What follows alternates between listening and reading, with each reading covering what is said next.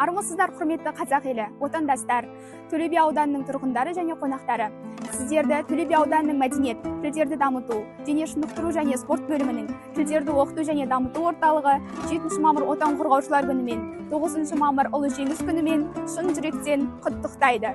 Ерлік елге мұра, батырлар есімі әрдайым жүрегімізде. Олардың ерлігі ұрпақ санасында мәңгі сақталып, елдің рухын асқақтатады. День Победы – это символ единства и силы народа. Мы помним, мы чтим наших героев и передаем эту память нашим будущим поколениям. Unity made victory possible. We honor the courage of our heroes. Their bravery serves as an example for future generations and inspires confidence in the future.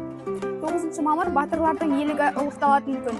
Бейбіт өмір сол бірліктің жемісі. Біз өткенді құрметтеп, болашаққа сеніммен қараймыз.